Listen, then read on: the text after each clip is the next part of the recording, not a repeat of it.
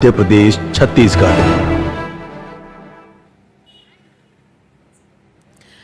नमस्कार, आदाब। मैं हूं मध्य प्रदेश में और उज्जैन और रतलाम के बीच में हूं। अभी थोड़ी देर पहले मैं रतलाम में थी, वहां पे दौरे कर रही थी, समझने की कोशिश कर रही थी कि आदिवासियों के बीच में क्या मुद्दा है इस चुनाव में।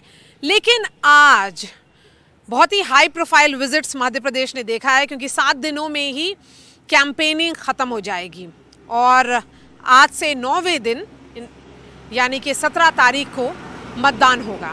आज प्रधानमंत्री नरेंद्र मोदी दामोह और मुरैना में थे और दूसरी तरफ कमलनाथ, जो कांग्रेस के यहाँ के चेहरा हैं, और कांग्रेस पार्टी की जनरल सेक्रेटरी प्रियंका गांधी वाड्रा इंदौर के सावेर सीट में दिखी।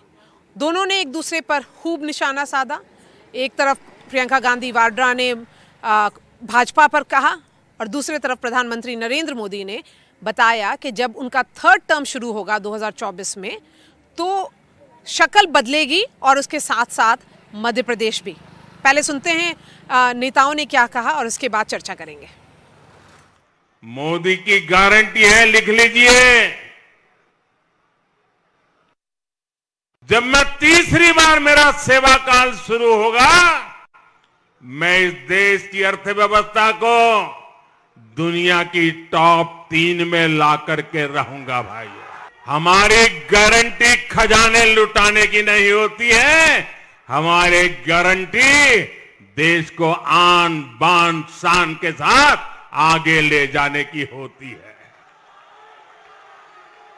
हमारी गारंटी वोट बटोरने की नहीं होती है, हमारी गारंटी मेरे देशवासियों का सामर्थ्य बढ़ाने की होती है। आज का ये समय कांग्रेस से सबसे ज्यादा सावधान रहने का है। कांग्रेस वो पार्टी है जो गरीबों के हक का पैसा छीन लेती है। कांग्रेस वो पार्टी है जो हजारों करोड़ रुपए के घोटाले करती है। कांग्रेस वो पार्टी है जो एक समाज को दूसरे से लड़ाकर कुर्सी कब्जा करने का खेल खेलती है। कांग्रेस के लिए देश का विकास जरूरी नहीं, राज्य का विकास जरूरी नहीं। कांग्रेस के लिए सिर्फ अपना स्वार्थ ही जरूरी है। अब हमें एमपी को देश के टॉप 5 औद्योगिक राज्यों में मुझे उस स्थान पर पहुंचाना है, ताकि हमारे नौजवानों को यहीं पर अधिक से अधिक रोजगार मिले। ये तभी संभव है जब यहां ज्यादा से ज्यादा निवेश आएगा। ये तभी संभव है जब यहां पूर्ण बहुमत की भाजपा की डबल इंजन की सरकार फिर बनेगी। अगर यहां कदम कदम पर मोदी के काम को रोकने वाली सरकार होगी तो इससे एमपी पिछड़ जाएगा।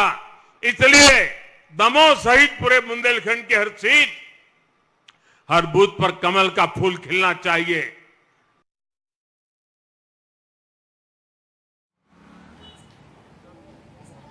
और दूसरी तरफ प्रियंका गांधी वाड्रा और कमलनाथ दौरे पर थे। वो इंदौर के सावेर डिस्ट्रिक्ट में, जो सावेर कॉन्स्टिट्यूएंसी है, वहाँ पर थे। ये इंटरेस्टिंग बात ये है क्योंकि ये जो सावेर कॉन्स्टिट्यूएंसी है वो पहले 2018 में कांग्रेस की थी, क्योंकि वो सिंधिया कैंप के एक एमएलए ने जीता था। उसके बाद जब 15 महीने की कमलनाथ सरकार गिरी तो वो एमएलए सिंधिया के साथ चले गए थे। कमलनाथ जी जब आप आज वहाँ थे तो उन्होंने क्या कहा, सुनते हैं हम।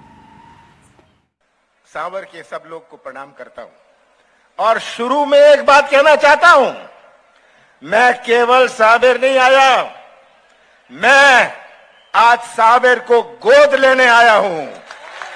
और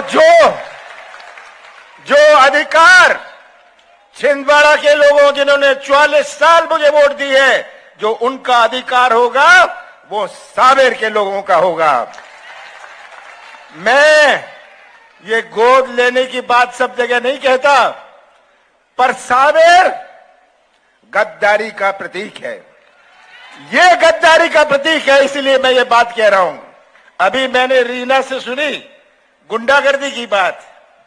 समझ जाए या गुंडागर्दी करने वाले, कल के बाद परसों भी आता है। और कमलनाथ 2018 के मॉडल नहीं है, कमलनाथ 2023 के मॉडल है। सबका हिसाब लिया जाएगा और न्याय, आपके साथ खड़ा हूंगा न्याय के लिए। अब तो मैंने गोद ले लिया, चिंता मत करिएगा, रीना को जिताइएगा। आज प्रदेश की तस्वीर आप सबके सामने है।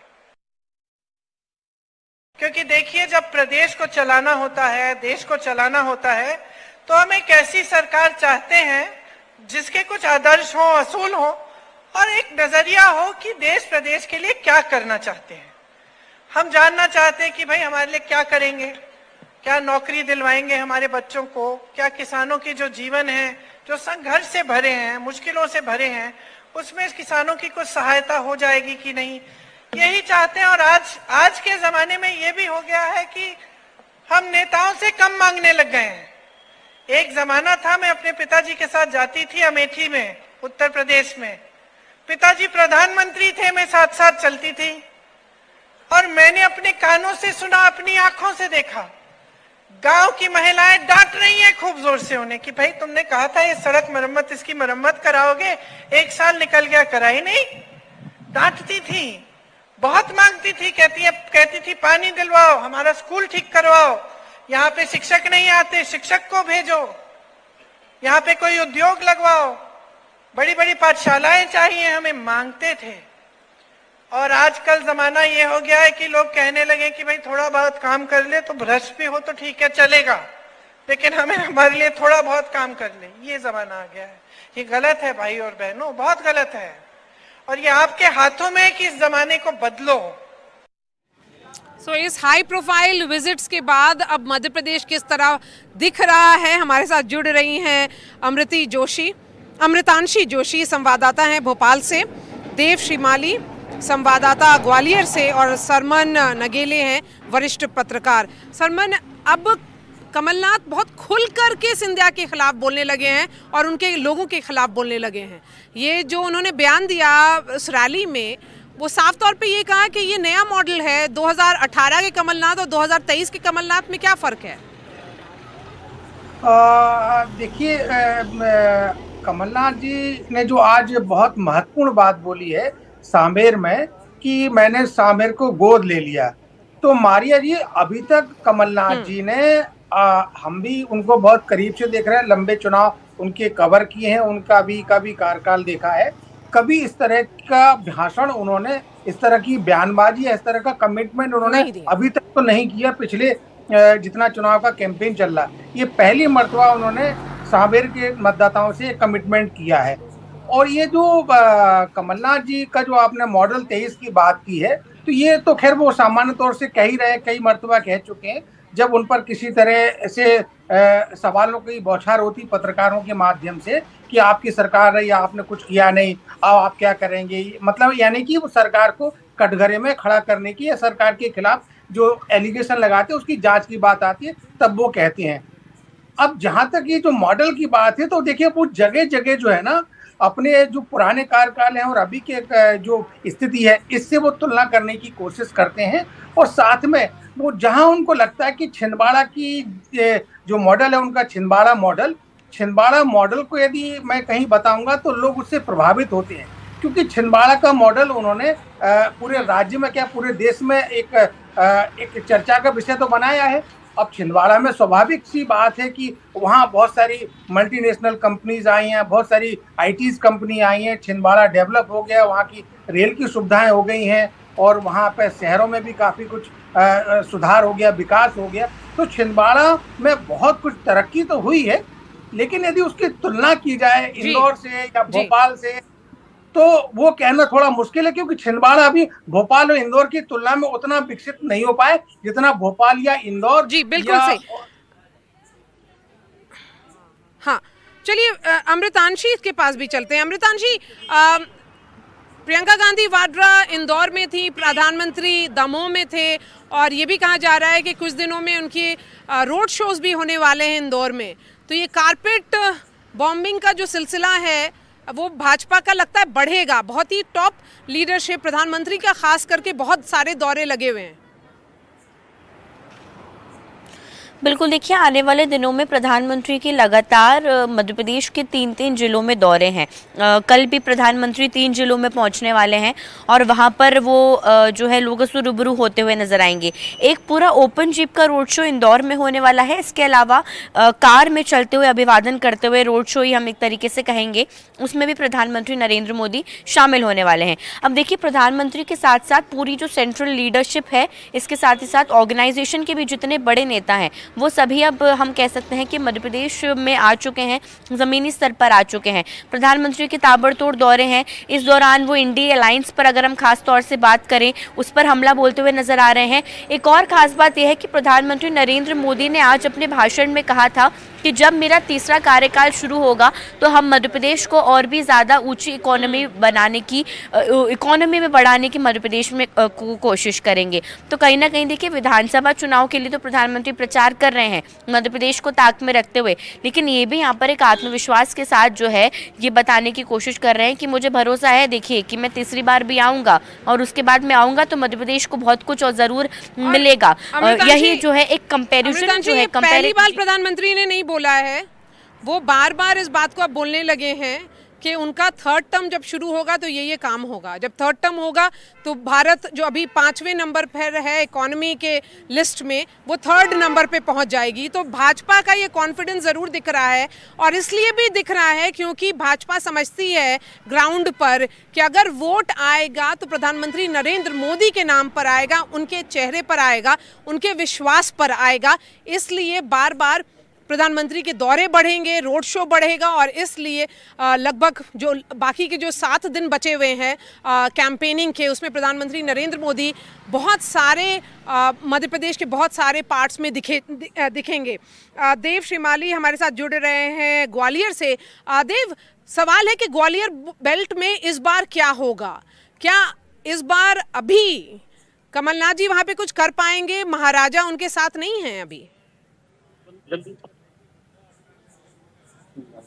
सही टाइम पे जाए देव जी। चलिए हम उनके पास वापस जाएंगे। सरमन आप बताएं इस पर, जब मैंने कमलनाथ जी से ये सवाल पूछा था कि वो ग्वालियर बेल्ट को किस तरह से देख रहे हैं, तो उनका साफ तौर पे ये कहना था कि अभी कुछ दिन पहले जो मेयर का इलेक्शन हुआ, करीब लगभग 30 साल के बाद पहली बार कांग्रेस का मेयर बना है, तो वो इंडिकेशन है कि किस तरह से ग्वालियर बेल्ट भी कांग्रेस की तरफ मुड़ रहा है।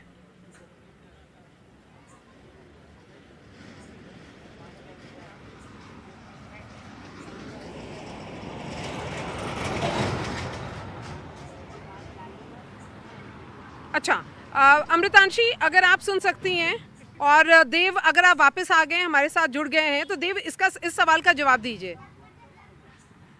जी बिल्कुल, ग्वालियर चंबल संभाग में क्या हो रहा है? बिल्कुल, ग्वालियर चंबल संभाग की 34 सीटें हैं, और ये 34 सीटें एकदम भारतीय जनता पार्टी के लिए भी महत्वपूर्ण है और कांग्रेस के लिए भी महत्वपूर्ण है। इसलिए महत्वपूर्ण है कि 2018 का अगर हम आंकड़ा देखेंगे तो भारतीय जनता पार्टी की मजबूत सरकार जाने का जो कारण बना था वो ग्वालियर चंबल संभाग की सीटें ही बनी थी। तो इसलिए भारतीय जनता पार्टी ने यहाँ पूरी ताकत झोंक रखी है कि वो कैसे भी करके कांग्रेस को 2018 का रिकॉर्ड न दोहराने दे। हम देखेंगे कि पिछले 1 महीने के अंदर प्रधानमंत्री नरेंद्र मोदी 3 बार ग्वालियर चंबल संभाग में आ चुके हैं। पहले वो एक सभा के लिए आए थे, फिर सिंधिया स्कूल के लिए आए, और आज उन्होंने ग्वालियर चंबल संभाग में 2 सभाएं की, पहले अशोकनगर में और उसके बाद फिर मुरैना में। अमित शाह लगातार हर महीने ग्वालियर चंबल संभाग का दौरा कर रहे हैं। नरेंद्र मोदी ने अपने मंत्रिमंडल के कद्दावर नेता नरेंद्र सिंह तोमर को एक विधानसभा के चुनाव में उतार दिया है। तो बीजेपी ने पूरी ताकत झोंक रखी है, लेकिन अभी भी एंटी इनकम्बेंसी को रोक पाने का कोई ठोस वो आधार बीजेपी नहीं ढूंढ पाई है, और इसके लिए पहली बार हम देख रहे हैं कि संघ के लोग भी उतार दिए गए हैं, लेकिन अभी भी यहाँ मुकाबला फंसा हुआ है। संघ की मध्य प्रदेश एक लेबोरेटरी संघ के लिए मानी जाती है। यहाँ पर सबसे पहला एक्सपेरिमेंट संघ का हुआ था, तो मध्य प्रदेश में हमेशा संघ एक्टिव रही है देव। लेकिन मेरा सवाल ये है कि आप ये देख रहे हैं कि एंटी इनकम्बेंसी दिख रहा है सरकार के खिलाफ, या फटीग है, थोड़ा टायर्डनेस है, लेकिन अगर प्रधानमंत्री खुद जमीन पर उतर जाएंगे तो जो माहौल है वो पलट सकता है, जोश आ सकता है कार्यकर्ता के बीच में? बिल्कुल बिल्कुल। मध्य प्रदेश तो अब बीजेपी और संघ के लिए महत्वपूर्ण है ही। ग्वालियर चंबल संभाग खास तौर पर महत्वपूर्ण है क्योंकि जनसंघ का गठन ग्वालियर में हुआ और बीजेपी चार्टर ग्वालियर में लिखा गया। अटल बिहारी वाजपेयी ग्वालियर के थे। भाजपा के जो प्रतिपुरुष कहे जाते हैं उद्धव ठाकरे, उनका लंबा समय ग्वालियर में था। तो इस तरह से ग्वालियर में संघ की और बीजेपी की जड़ें बहुत मजबूत हैं। लेकिन हम अगर देखेंगे 2018 के बाद तो बीजेपी यहाँ परेशानी की स्थिति में आई और 2018 का चुनाव बीजेपी को बुरी तरह से हारना पड़ा। और उसके बाद हम देखेंगे कि नगर निगम के जो चुनाव हुए 45 साल बाद ग्वालियर में कांग्रेस का मेयर बना, जबकि नगर निगम में ग्वालियर में भारतीय जनता पार्टी जनसंघ के जमाने से काबिज थी। तो निश्चित तौर पर भारतीय जनता पार्टी को अपनी इन चिंताओं का एहसास है। इसीलिए नरेंद्र मोदी, अमित शाह ने लगातार यहाँ दौरे भी किए हैं। पहली बार ऐसा हुआ कि अमित शाह 2018 की जो बात कर रहे हैं, 2018 में ज्योतिरादित्य सिंधिया कांग्रेस के साथ थे, इस बार भाजपा के साथ हैं, तो वो तो बेल्ट उनका माना जाता है कि उनका वो एक बहुत ही इंपॉर्टेंट पॉलिटिकल फैक्टर है ग्वालियर चंबल बेल्ट में। बिल्कुल, इससे इनकार नहीं किया जा सकता कि वो करिश्मेटिक चेहरा है। लेकिन ये भी हमको मानना पड़ेगा कि ग्वालियर चंबल संभाग की जो अब तक की लड़ाई भारतीय जनता पार्टी के नेता और कार्यकर्ता लड़ते थे वो सिंधिया परिवार से ही लड़ते थे। अब उन दोनों के बीच में तालमेल बैठाने की कोशिश हो रही है। कितनी कारगर होती है इसी पे डिपेंड करेगा, क्योंकि भारतीय जनता पार्टी पहले से ही यहाँ बहुत मजबूत थी और सिंधिया के लोगों के लिए उसमें स्पेस तलाशना आसान काम नहीं था। हालांकि सिंधिया भी लगातार पिछले 3 महीने से अपने पार्टी भाजपा के कार्यकर्ताओं के घर घर जा जाके उनके सम्मेलन कर करके उनके छोटे छोटे आयोजनों में जाके इस जो गैप है, ये दूरी है, इसको कम करने का प्रयास कर रहे हैं। अब ये प्रयासों का रिजल्ट क्या आता है, इसके लिए तो हमें 3 दिसंबर की ही प्रतीक्षा करना पड़ेगी। जी बिल्कुल बिल्कुल। सरमन, जो देव ने एक बात कही उसमें एक बहुत ही एसेंशियल बात ये था कि उस बेल्ट में, ग्वालियर बेल्ट में जो भाजपा के कार्यकर्ता थे वो हमेशा सिंधिया परिवार के खिलाफ लड़ते थे। वही देखा जाता था क्योंकि ज्योतिरादित्य सिंधिया, माधवराव सिंधिया उनसे पहले कांग्रेस के नेता थे। अब उनकी स्थिति क्या है? सवाल ये है कि अब जब ज्योतिरादित्य सिंधिया खुद भाजपा में आ गए हैं तो भाजपा मजबूत हुई है या भाजपा ग्वालियर में और बिखर गई है? देखिए मारिया जी, भाजपा के समक्ष इस चुनाव में सबसे बड़ी चुनौती सिंधिया जी बनकर उभरे हैं। वो चुनौती क्यों है भाजपा के समक्ष कि जिनका पूरा जीवन काल ग्वालियर चंबल संभाग में सिंधिया परिवार या सिंधिया जी के जो उनका राजनीतिक जो रसूख रहा है उस पर लड़ने पर रहा है। यानी कि जो वहाँ का जो बीजेपी का जो पुराना कार्यकर्ता है, संघ का कार्यकर्ता है, जो उनके नेता हैं, जो कई स्तरों पर बहुत प्रभावशाली नेता है, उनका पूरा जीवन काल सिंधिया परिवार के समक्ष उनसे लड़ने में, उनके साथ में राजनीतिक चुनाव क्षेत्र में जाने में, उनकी नीतियों का विरोध करने में, यानी कि उनके बीच में उनका मतभेद और मनभेद हमेशा से रहा है। अब सिंधिया जी उसी दल में पहुंच गए जिन्होंने जिंदगी भर सिंधिया जी का खिलाफत किए, विरोध में खड़े रहे। तो उनके समक्ष ये बड़ा संकट आ गई कि 2-3 चीजें हैं उसमें। देखिए, जब राजनीति में मारिया जी लोग आते हैं तो उनकी महत्वाकांक्षा होती है कि वो जनसेवा के माध्यम से विधायक बने, मंत्री बने, सांसद बने, केंद्रीय मंत्री बने, मुख्यमंत्री बने, प्रधानमंत्री बने। लेकिन अब उन लोगों की जब इच्छा की पूर्ति नहीं हो रही है और सिंधिया जी आ गए हैं, क्योंकि सिंधिया जी के लोगों को टिकट मिला है, उनको टिकट नहीं मिला, और उनको टिकट नहीं मिला तो वो और ये जो सक्रिय राजनीति से और दूर हो रहे हैं। वो खुलकर सिंधिया जी के विरोध में तो नहीं आ रहे, लेकिन वो सेबोटाज बहुत तेजी के साथ करेंगे, बहुत प्रभावशाली तरीके से करेंगे, क्योंकि उनके सामने भी एक संकट खड़ा हो गया कि जो उनका जो परिवार का बच्चा था जिसकी उम्र 30 साल थी, आज उसकी उम्र 60 साल हो गई, अभी उसको टिकट नहीं मिलेगा, इसके बाद उसका राजनीतिक करियर समाप्त। जो 60 साल का था या जो 50 का था, और जो भी मिलेगा, अगर उस बेल्ट में कोई भी टिकट डिसाइड होगा तो वो सिंधिया के बेसिस पर होगा, लेकिन वो होता नहीं है भाजपा में सरमन जी, ये होता नहीं है। वो मल्टीपल लेवल पे सर्वेस कराती है पार्टी। अध्यक्ष के तौर पर जेपी नड्डा का अलग से होता है, फिर अमित शाह जी का के तरफ से अलग से सर्वे होता है, बहुत सारे फीडबैक मैकेनिज्म्स हैं। तो सिंधिया का टिकट डिस्ट्रीब्यूशन में क्या इशू है, टिकट कैंडिडेट सिलेक्शन में क्या रोल है, ये जरूरी नहीं है। देखिए, और इस पार्टी में तो बिल्कुल भी नहीं होगा। ये पार्टी डिफरेंट तरीके से काम करती है, भाजपा डिफरेंट है। नहीं, देखिए आपने ठीक कहा कि सिंधिया जी का, लेकिन यहाँ वो उस समय की भाजपा नहीं रही है कि जो राजनीतिक शुचिता की बात करती थी या भाजपा के दूसरे सिद्धांत थे।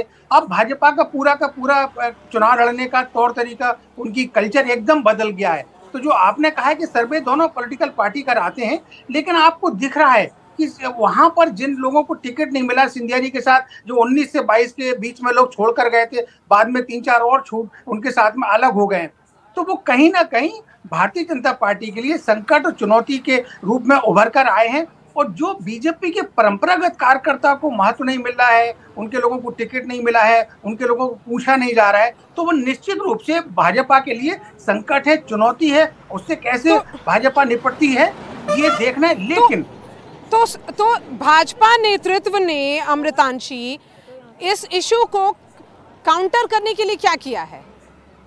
कैसे जो उनको लग रहा था उनका स्ट्रेंथ होगा, उनको ताकत देगा, अगर वही ज्योतिरादित्य सिंधिया उनको उन्हीं के घर में कमज़ोर कर रहे हैं, क्योंकि अगर वो उनका इम्पैक्ट ग्वालियर चंबल बेल्ट में भी नहीं दिख रहा है, तो फिर भाजपा नेतृत्व उसको काउंटर कैसे कर रहा है? बिल्कुल, देखिए बीजेपी के तमाम बड़े नेता आते हैं ग्वालियर चंबल से, चाहे नरेंद्र सिंह तोमर की बात करें, और एक और बड़े नेता उनकी पार्टी में शामिल हुए ज्योतिरादित्य सिंधिया। आखिरी समय में जब टिकट को लेकर मंथन चल रहा था, एक हवा और बहुत ज़्यादा उड़ी थी कि ज्योतिरादित्य सिंधिया विधानसभा चुनाव लड़ सकते हैं, लेकिन सिंधिया ने जो है बड़े नेताओं से मुलाकात की, अपने पाँव पीछे खींचे कि देखिए मुझे विधानसभा चुनाव मत लड़वाइए, मेरे समर्थकों को लड़वा दीजिए, मेरे समर्थकों को टिकट दे दीजिए, क्योंकि वो बहुत आस लगाए बैठे हुए हैं। और शायद इसी आस के साथ वो बीजेपी में आकर सिंधिया के साथ शामिल भी हुए थे। सभी सिंधिया समर्थक जो कि अभी मौजूदा दौर में मंत्री हैं, उन सभी को टिकट मिला है, सिर्फ एक नाम को छोड़कर, जो कि है ओपीएस भदौरिया। आज दोबारा से उनका दर्द छलका, सिंधिया के सामने लगभग रो पड़े थे, लेकिन सभी सिंधिया समर्थक जो मंत्री हैं उनको टिकट मिला है। और यही उम्मीद की जा रही है, क्योंकि सिंधिया का दिल रखने के लिए जाहिर सी बात है, देखिए टिकट तो दिया गया है। सिंधिया ने तमाम मीटिंग्स में वो पहुंचे, जितनी भी कोर कमेटी की बैठकें हुई हैं उसमें पहुंचकर ये आश्वस्त किया है कि उनके जो मंत्री हैं, उनके जो समर्थक हैं, वो उनके क्षेत्रों में काफ़ी ज़्यादा मजबूत है। और टिकट वितरण में भी सिंधिया समर्थक जो लोग हैं उनको भी कहीं ना कहीं हमने देखा है कि इंपॉर्टेंस दी गई है। लेकिन जो एक नगर निगम के चुनाव का जो आपने जिक्र किया था, नगर निगम के चुनाव में बड़े नेताओं के दमखम के बाद, सोचिए आप, केंद्रीय मंत्री, दोनों केंद्रीय मंत्री दमखम के साथ प्रचार कर रहे हैं नगर निगम के चुनाव में, और अचानक से वहां पर कांग्रेस के महापौर बन जाते हैं। तो कहीं ना कहीं देखिए हम कह सकते हैं कि जो सिंधिया फैक्टर है, अमृतांशी, के ये बहुत एम्फेसिस दे रही है भाजपा कि ये चुनाव कंटिन्यूटी का चुनाव हो जाए, चेंज का नहीं हो। लेकिन अगर आप ज़मीन पर हैं और ज़मीन पर लोगों से बातचीत कर रही हैं, तो यही सवाल हो रहा है, मैं भी यही सवाल बार बार पूछ रही हूँ, क्या आप बदलाव चाहते हैं या शिवराज सिंह चौहान को कंटिन्यू करने की बात करेंगे? एक रिपोर्ट आएगी थोड़ी देर में ही, लेकिन मैं सरमन, अमृतांशी और देव को शुक्रिया अदा करूँगी। और ये हमारा स्पेशल ब्रॉडकास्ट था, जहाँ से मैं उज्जैन के शहर मध्य प्रदेश में